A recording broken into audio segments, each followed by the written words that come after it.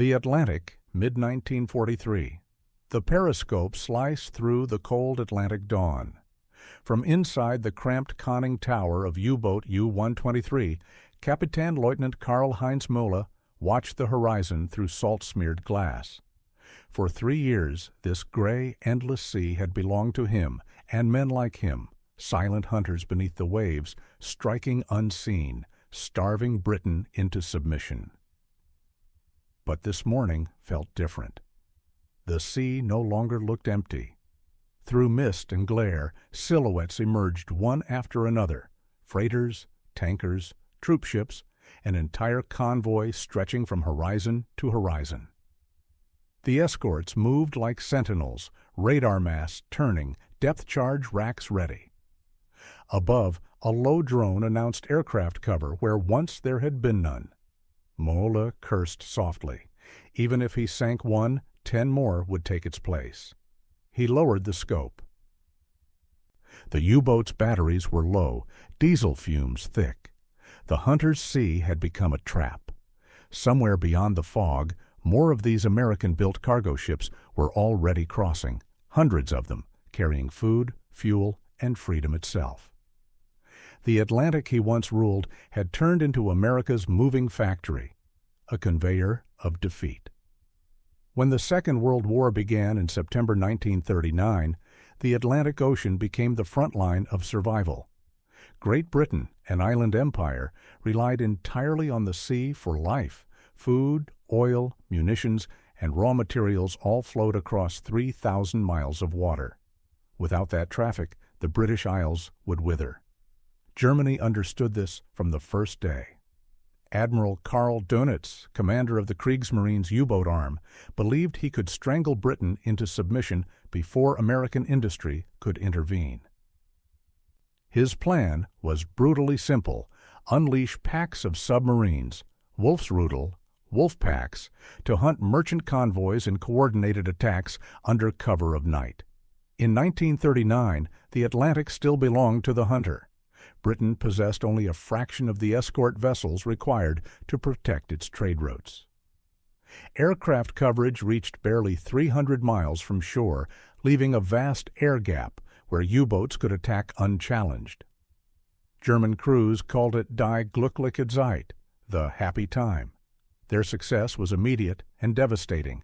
Within months, tankers and freighters burned on the open sea.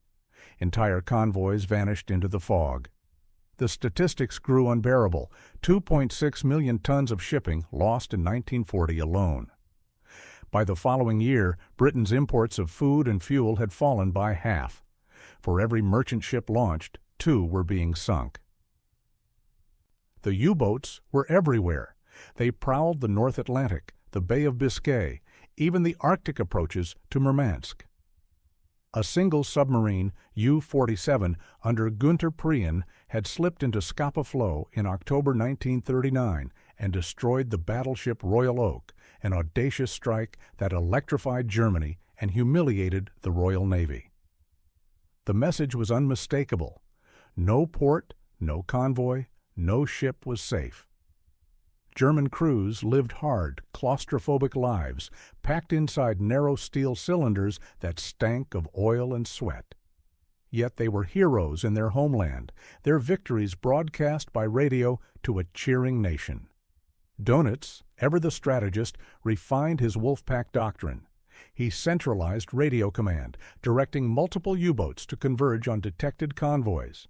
A lone submarine shadowed from a distance, reporting positions to headquarters. When night fell, the pack attacked together, surfacing to fire torpedoes in a coordinated swarm. The convoy's defenses, a few destroyers with primitive sonar, were overwhelmed. The British, for their part, were desperate. The Admiralty's merchant fleet was shrinking faster than shipyards could replace it. Rationing grew severe. Even Churchill, in later memoirs, admitted that the only thing that ever really frightened me during the war was the U-boat peril. By 1941, the situation worsened.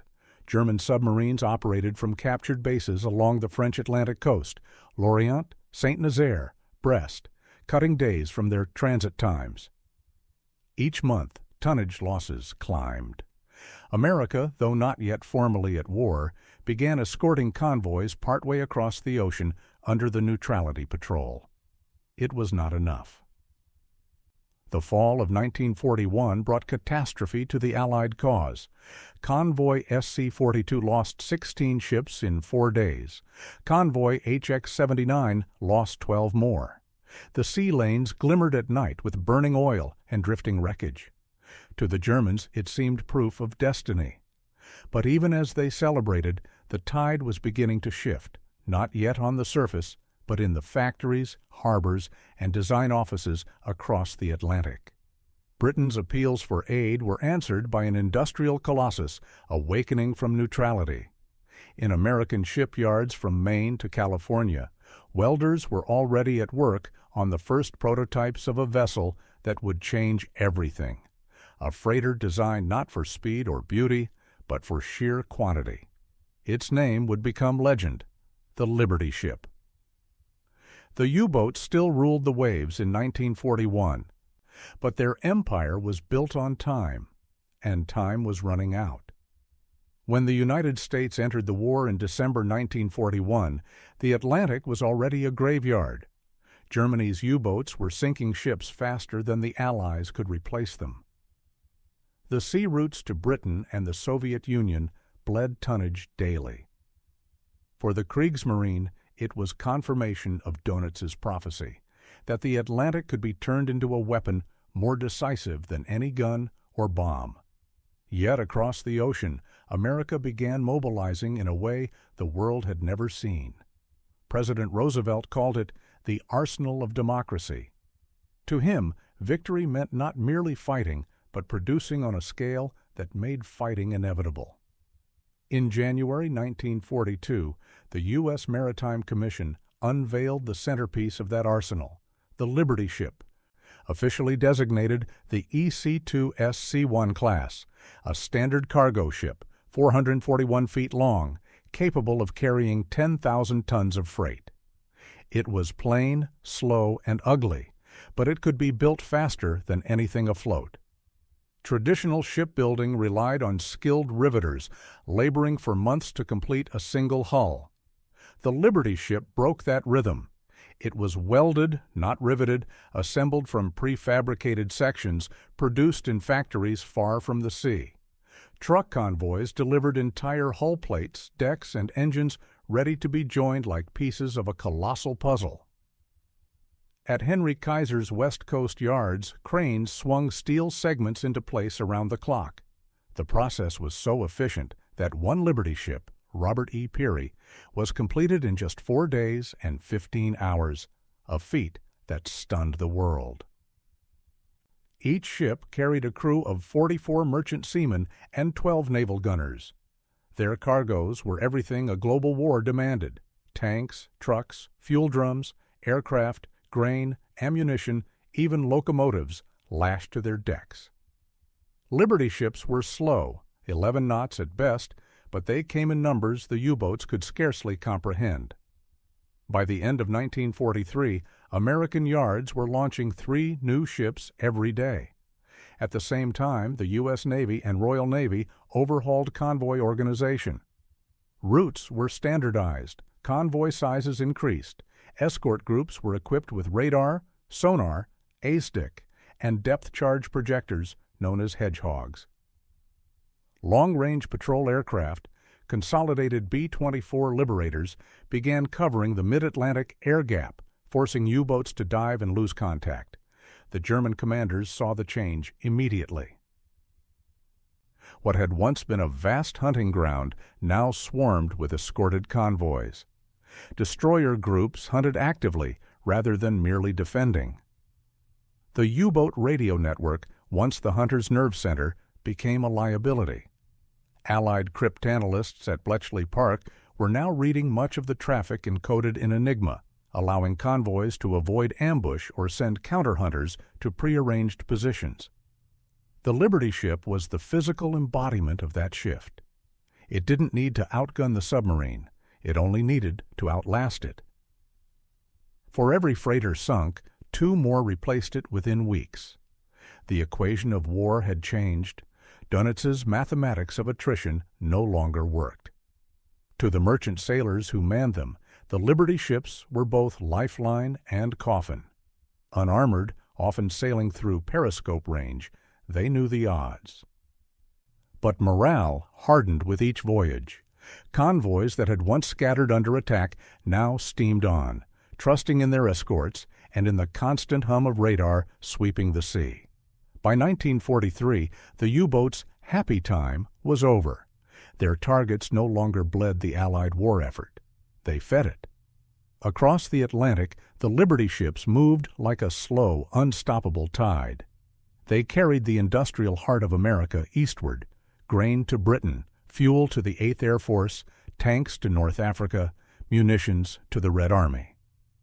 In the steel glare of the shipyards, welders worked through nights lit brighter than day. Sparks showered like fireflies across the hulls of ships, waiting to be launched into a war they would never see, but would ultimately help to win. The Atlantic was changing, and the hunters could sense it. The arsenal that never slept.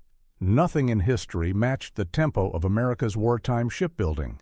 It was less an industry than an uprising of steel.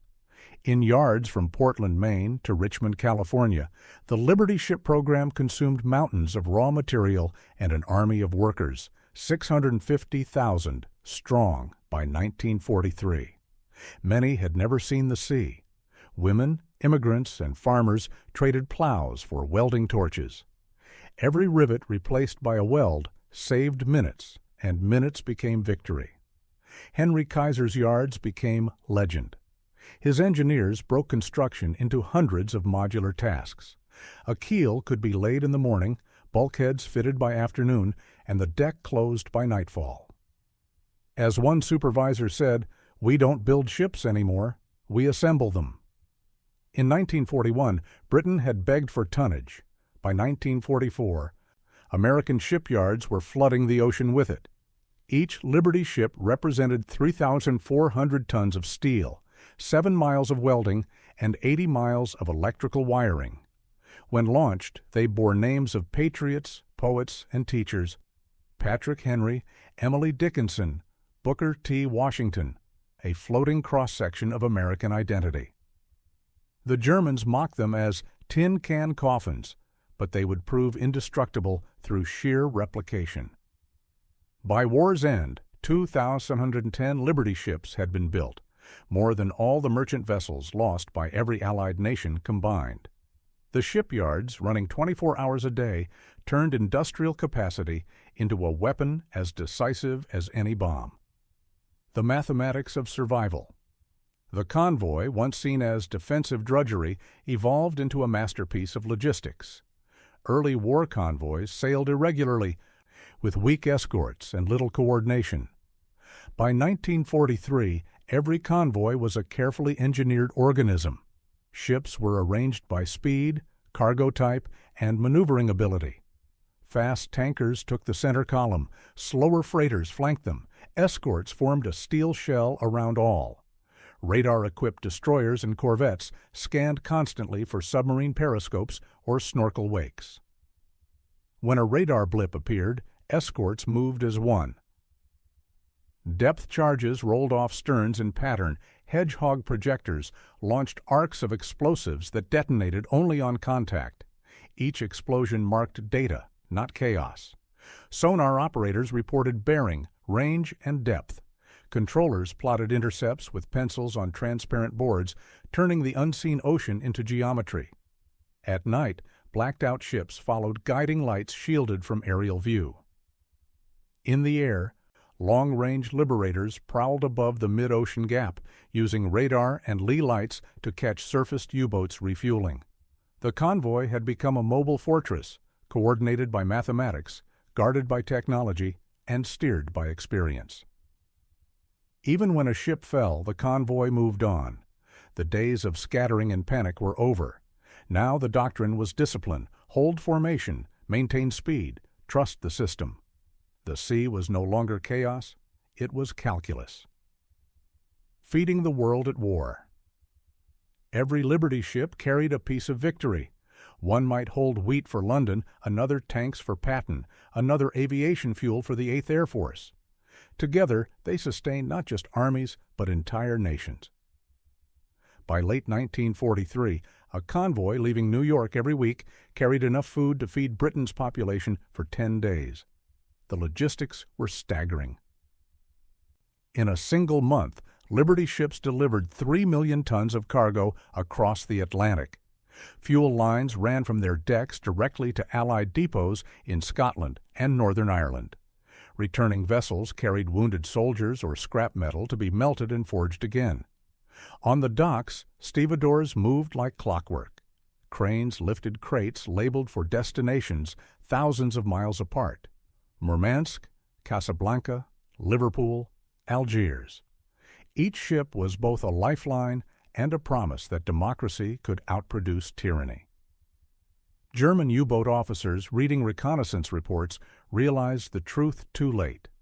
Even if they sank 100 ships a month, the Americans built twice that number.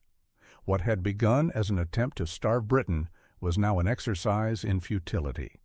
The Atlantic had turned industrial. By early 1943, Dönitz confided to a colleague that his submarines were fighting the ocean itself, and the ocean is winning. The hunters were beginning to understand that the sea, once their ally, had turned against them. Powered by engines and human will, they could not outlast. Minds that fought in silence. Behind every convoy battle and shipyard schedule stood men who led through intellect, not impulse. Admiral Karl Dönitz, architect of the U-boat war, had built his command on discipline and mathematics. He believed that 300 operational submarines could starve Britain into submission. For a time, he was right.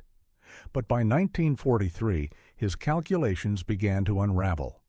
Facing him were commanders who thought in systems, not ships. Admiral Ernest King of the U.S. Navy and Admiral Sir Max Horton of the Royal Navy merged their navies into one living organism of detection, communication, and endurance. Horton centralized convoy control, assigning permanent escort groups trained to fight together. King, though abrasive and demanding, recognized logistics as a weapon. He called shipyards the heart that must never stop beating. At the tactical level, younger officers like Commander Frederick Johnny Walker turned escort duty into art. Walker's group, famous for its creeping attack technique, hunted submarines for days until exhaustion broke their prey. Leadership in the Atlantic was quiet, methodical, relentless. No speeches, no parades, only planning that turned despair into predictability. Steel and flesh together. The Battle of the Atlantic was fought as much by ordinary men as by admirals. Merchant sailors faced a slower, lonelier war.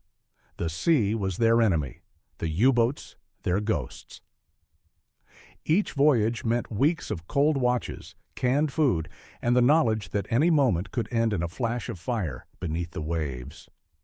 When a torpedo struck, survival came down to seconds. Many never reached the rafts. Some froze within minutes in the icy water. The merchant fleet's death rate was among the highest of any Allied service. Yet the convoys never stopped. Crews returned to sea after rescue, sometimes within days, because someone had to keep the supply lines open. In the shipyards, the human cost took another form: exhaustion. Men and women worked 12-hour shifts, 7 days a week. Accidents were common, fatigue was constant. Yet morale remained high. They knew every ship launched was a life raft for soldiers far away. Many wrote names of loved ones on the steel they welded, small talismans against the ocean's hunger. For the German submariners, the price was even higher. Of the 40,000 men who served in U-boats, more than 30,000 died. A casualty rate of 75%, the highest of any service in the war. Entire crews vanished without a trace, their boats crushed by depth charges miles below the surface. By 1944, the average lifespan of a new U-boat crew was measured in weeks. The hunters had become the hunted.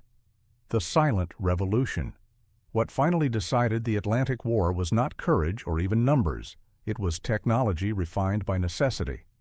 Allied scientists and engineers created a triad of detection that made the ocean transparent. Radar gave surface escorts and aircraft vision through night and fog. Sonar, ASTIC, tracked submerged submarines with eerie precision, turning the sea into an audible map. HF, DF, Huff Duff, triangulated U-boat radio transmissions, revealing Wolfpack positions before they struck. Then came the Lee Light, a blinding searchlight mounted beneath patrol bombers, switched on at the last second to illuminate a U-boat caught on the surface. The shock was devastating. German crews, once confident in the safety of darkness, now saw their doom descending from the stars. The final blow was integration.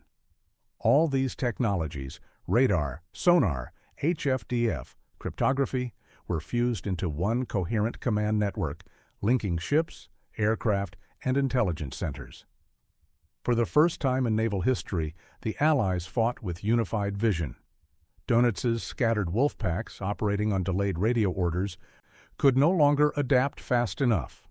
By early 1943, even before the term existed, the Allies had achieved information dominance. They knew where the enemy was, how fast he moved, and where to strike next.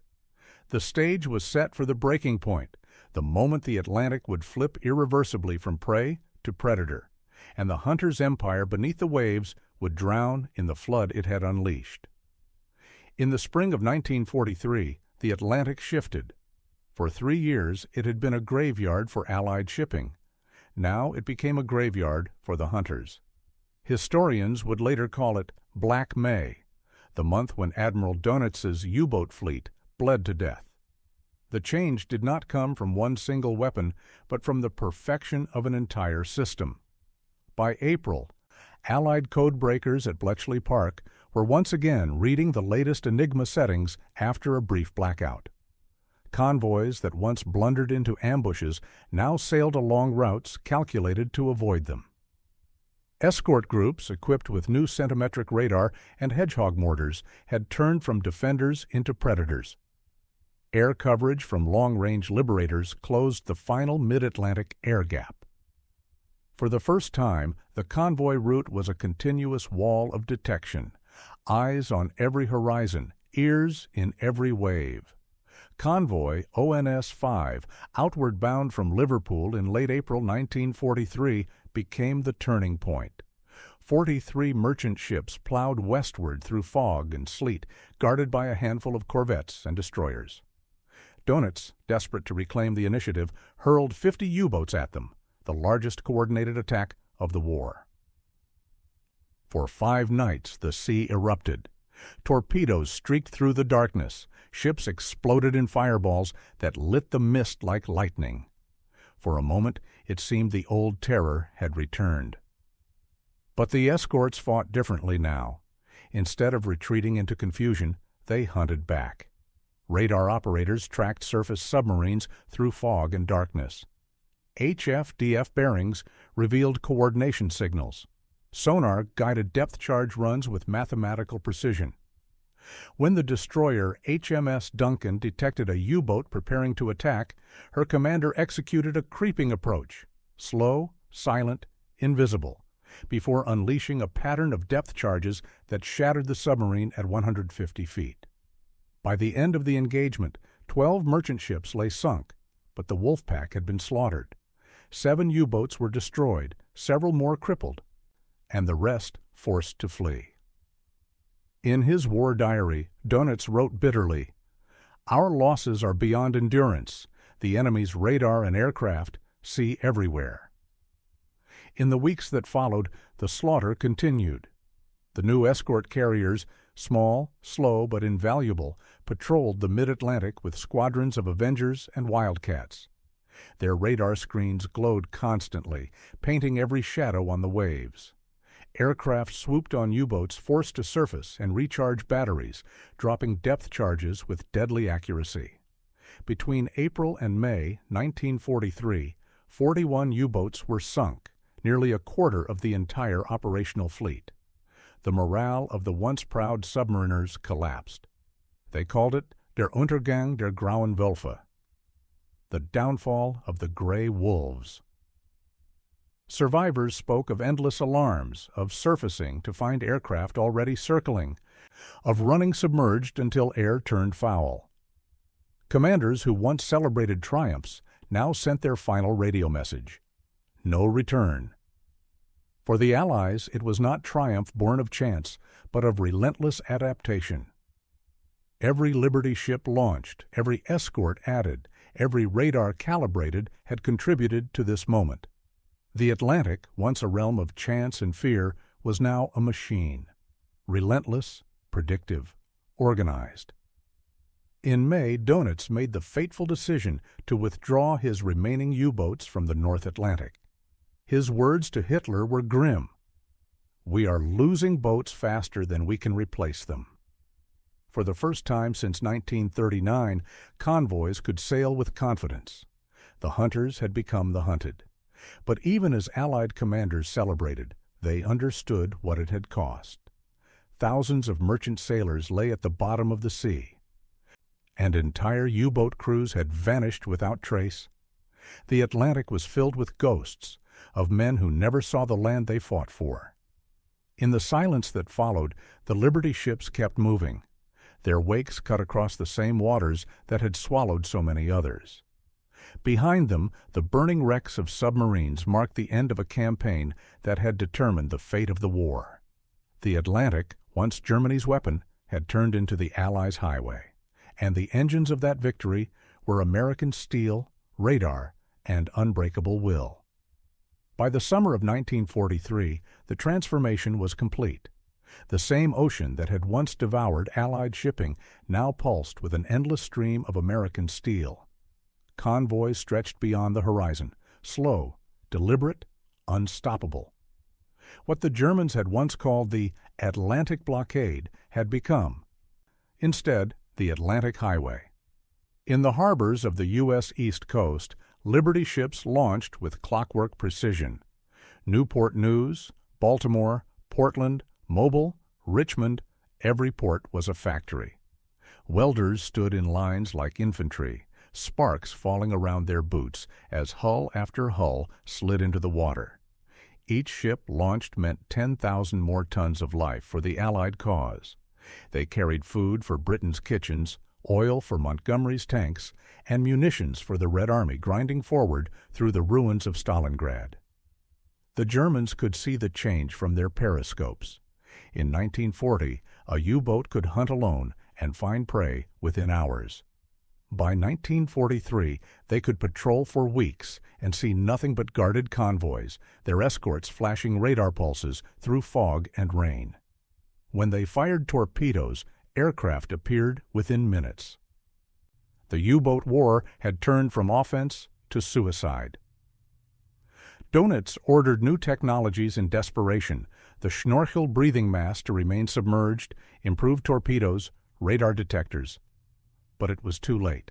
Allied sensors had advanced faster. Surface radar could now pick up a periscope head above water. Magnetic anomalies betrayed submerged hulls. Every trick met its countermeasure before it reached the front. In Germany's concrete pens at Lorient and Saint-Nazaire, crews prepared for missions they knew might never return. One young lieutenant recorded in his diary, "The sea is full of ghosts. We dive knowing they wait for us." The hunter's arrogance was gone, replaced by quiet fatalism. Meanwhile, the Liberty ships multiplied beyond comprehension. By late 1943, 3 new ships launched for everyone sunk. The Allies began sending entire divisions across the Atlantic in complete secrecy, thousands of men and vehicles moving under one synchronized defense net. Convoys of 40 or 50 vessels steamed in parallel lines, escorted by corvettes, destroyers, and the vigilant buzz of long-range aircraft. Radar scopes flickered constantly, marking sky and sea alike. The Atlantic had become a conveyor, a moving factory powered by coordination and courage. The statistics told the story. In 1942, the Allies had lost 8 million tons of shipping.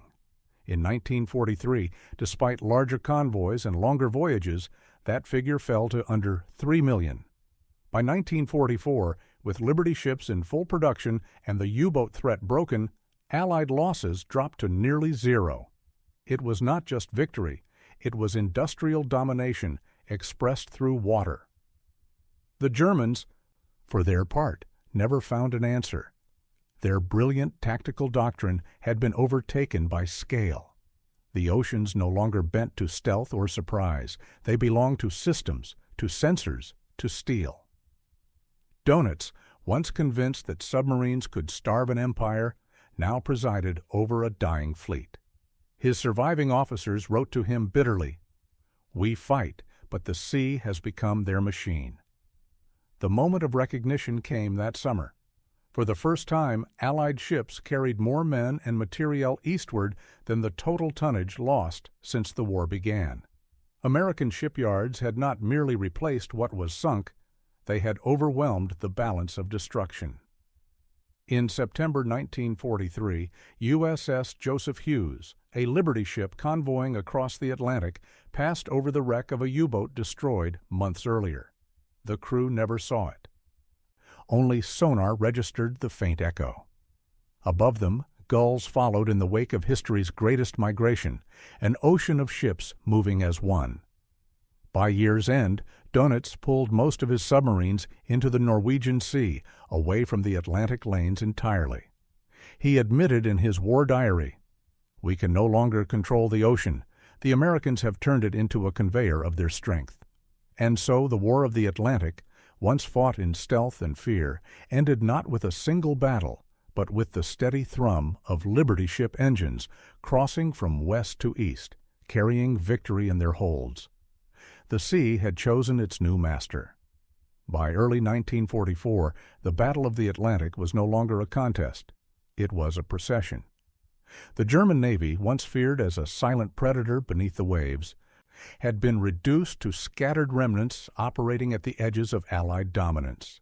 The U-boats still slipped from their concrete pens, but few returned.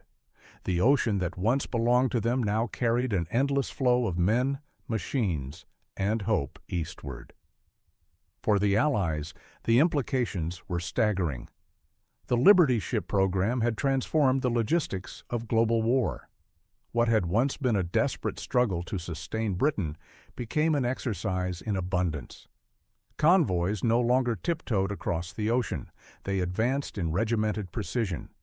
The bottleneck of supply, the element that had determined wars for centuries, had been removed. The statistics alone told the scale of transformation.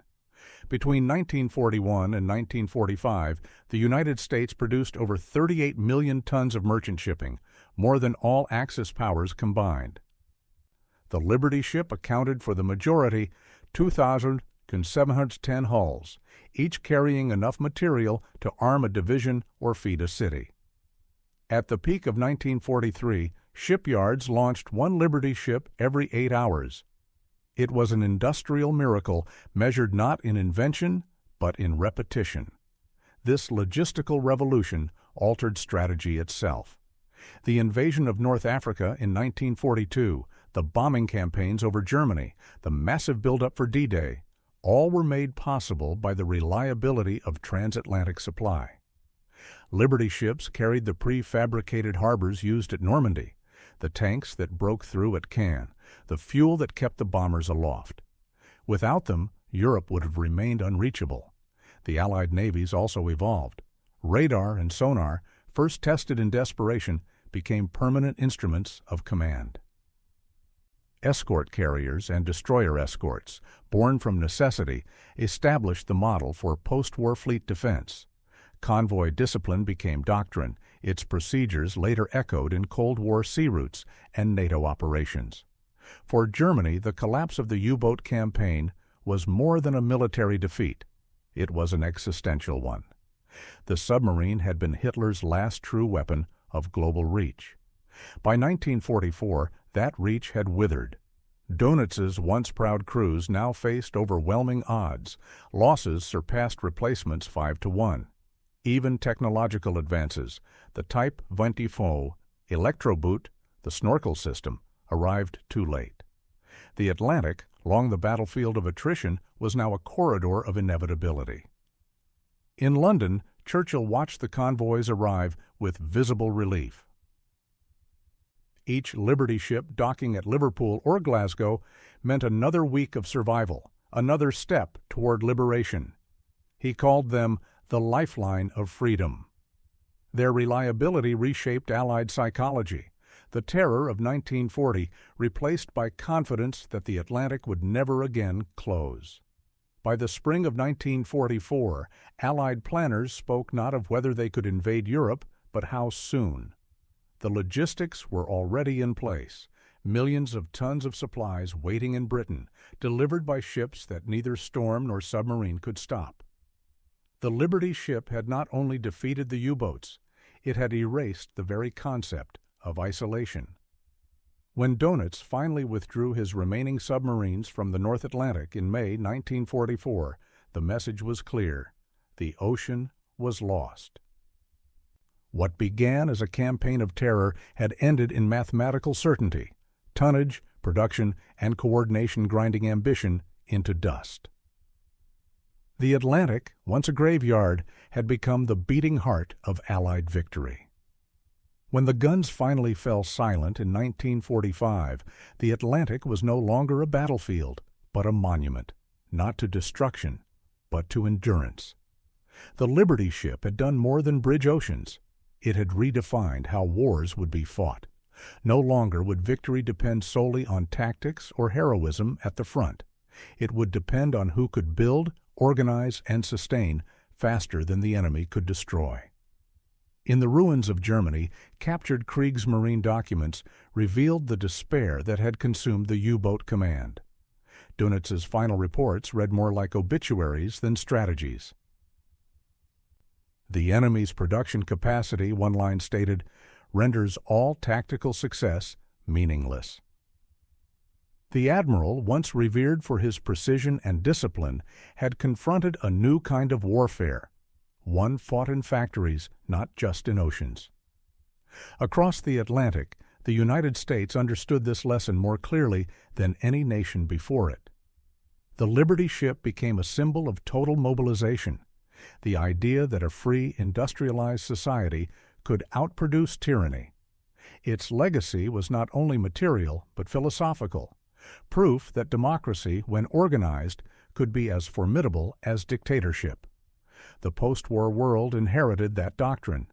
American shipyards that once forged Liberty ships turned to building the foundations of a new global network: oil tankers, freighters, and the naval auxiliaries that would sustain the U.S. Navy through the Cold War. The techniques pioneered in those wartime yards, modular welding, mass assembly, logistics synchronization, evolved into the backbone of modern supply chain engineering. The Liberty ship's strategic impact also reshaped naval thought.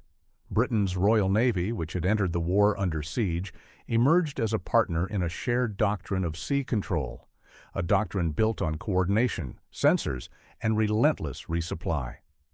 Convoy protection, once an act of desperation, became the model for NATO maritime defense in the decades ahead. But beyond the calculations and tonnage, the Liberty ship carried something intangible: morale. The sight of convoys arriving at British ports lifted spirits as surely as it filled bellies.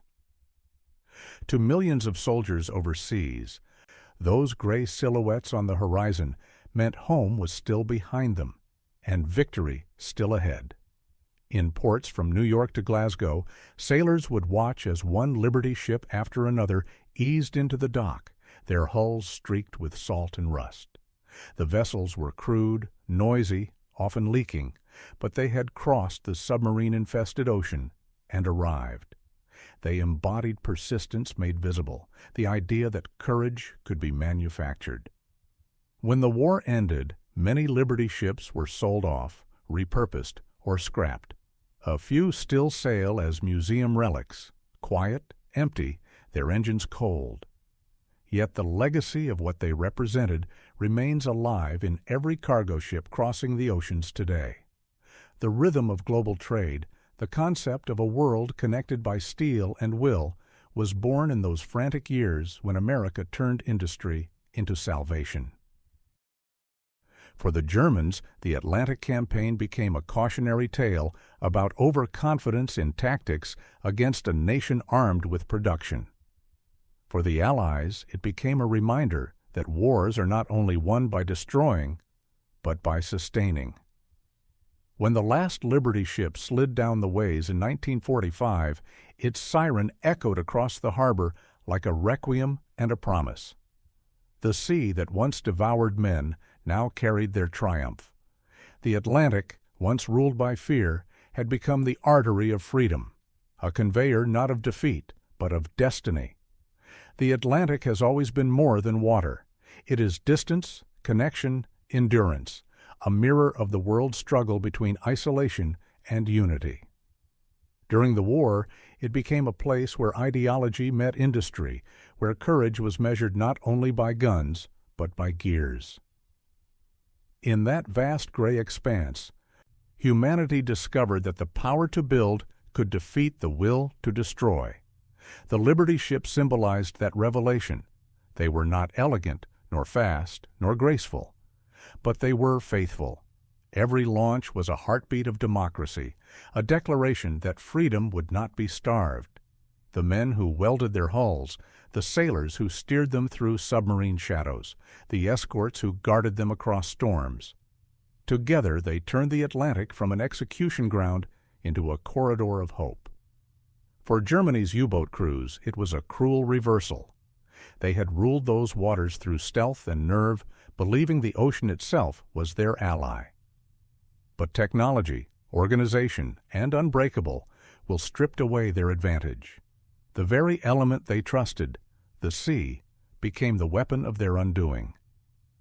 When the war ended, the Liberty ships returned home quietly. Some were sold, some rusted at anchor, some carried supplies into new conflicts. Yet each carried a ghost of what they had achieved, proof that even in humanity's darkest hour, resilience could outweigh fear. Stand today at a harbor where one still survives, and you can hear the echo of what they meant. The hull may creak with age, the paint may peel, but beneath the rust lies the sound of industry-saving civilization. The Battle of the Atlantic began as a struggle for survival and ended as a triumph of cooperation. The U-boats taught terror, the Liberty ships taught endurance. And in that lesson lies the story of the 20th century itself, that freedom endures when it can move, when it can build, and when it refuses to sink.